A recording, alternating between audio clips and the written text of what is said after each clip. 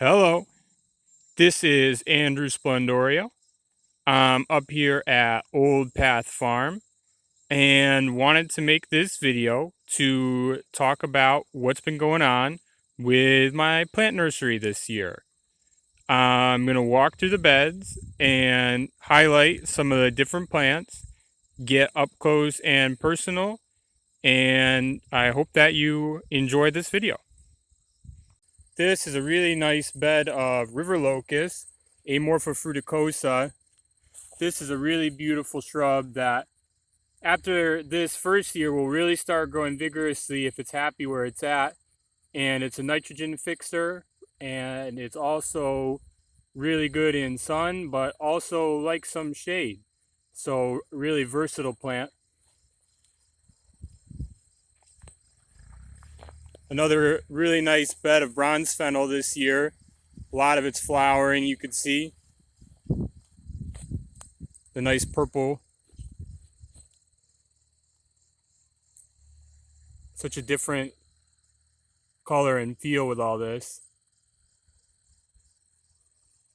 Got a lot of echinacea that I've grown this year. This is echinacea pallidea. I also have some angustifolia, but a little bit less of that. A really nice bed of wild senna here. This is a really nice one for pollinators, a nice native. Really happy about this nice bed of tulsi. Tulsi is a great medicinal tea and also a great herb for pollinators. It's been buzzing with bees. It's not right now because the flowers are starting to wrap up and it's going to start going to seed. Got a nice bed of first year Monarda punctata. This is another one that's really excellent for pollinators. And a really beautiful and complex flower. Just so many colors and shapes. Over here, I'm really happy about this bed of dogbane or dog's bane. This is a highly revered plant by indigenous Americans for its fibers to be able to make cordage or rope out of. More bee balm over here. More tulsi mixed in with some orange milkweed. You can see those real bright orange flowers that are really attractive to different pollinators and butterflies. This is the early sunflower. Really nice, long-lasting blooms that look like a sunflower. Over here, big bed of seedling mulberries. These are really exciting. Mulberries are beautiful trees that bear fruit that kind of looks like a raspberry but has a totally different taste. These are nodding onions. It's in the allium group and has some nice pink flowers that droop and nod off when they're ripe. Nice little bed of black locust seedlings. These are all first year seedlings. Black locust is a super vigorous grower and has great flowers for bees and pollinators. Over here, I have a bunch of second year plants. These are second year Osage orange. I got a handful of second year chestnuts that are looking really nice. And then right here, a bunch of second year pawpaws that are really nice and ready to be planted in their final home. And then some real nice eastern red buds. Beautiful spring blooming tree. This bed I'm really excited about. It's a whole bunch of Siberian pea shrubs. These I'll be able to offer up next year as second year plants, but it's a nice member of the pea family, nitrogen fixer, yellow flowers, overall a really cool small tree. Nice little bed of seedling American persimmons. These have done really well this year. They're looking great. Persimmons are a really cool fruit And the American variety ripens very late. And even after frost, it will be kind of mushy and funny looking, but you eat it and the taste is so delicious. They're sweet and rich, really an enjoyable fruit. Right in front of me here is a whole bunch of grafted trees. This is plums and apples. Here's a plum right in front that did real nice. And then right here, a nice grafted apple that's been growing great. Behind that is a big, beautiful bed of amaranth. Beautiful flowers, but also a harvestable grain. This bed has got a lot of really cool stuff in it. First, for those who have never tried a ground cherry, this is a really cool plant. It's kind of like a tomato, but it's a little more sweet. And what happens is these little papery capsules form and then they drop on the ground. And when they drop on the ground, they're ripe and you pop them out of that little skin and eat them and they're delicious. They're like a little tomato, but mixed with like a pineapple. Very delicious. And then I have some second year Aronia melanocarpa that are really doing great. Also some second year wild indigos that are mixed in. This is a really beautiful flowering nitrogen fixing shrub. And then over here, a really nice perennial green Good King Henry.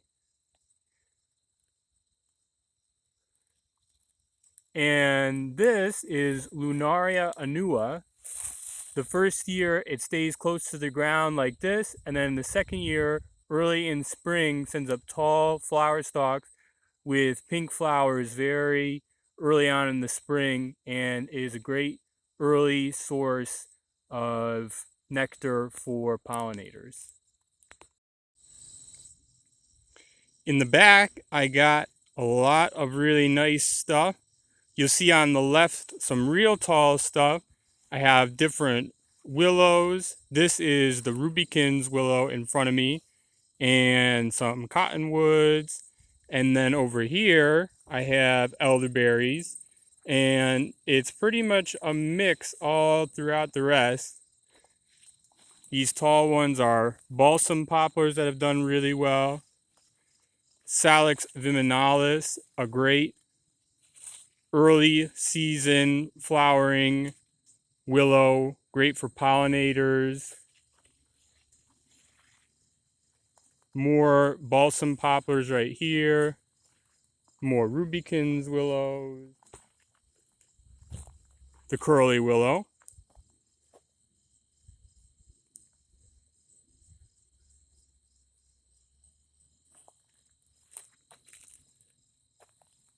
And I invested in a whole bunch of different elderberry and currant varieties this year.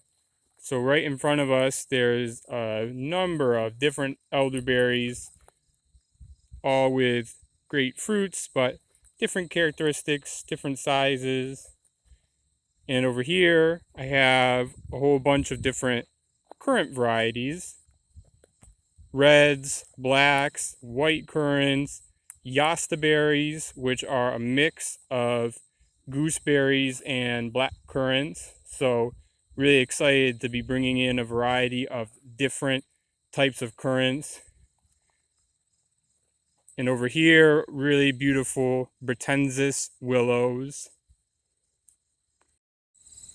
And I would be remiss if I did not mention Tray Alley.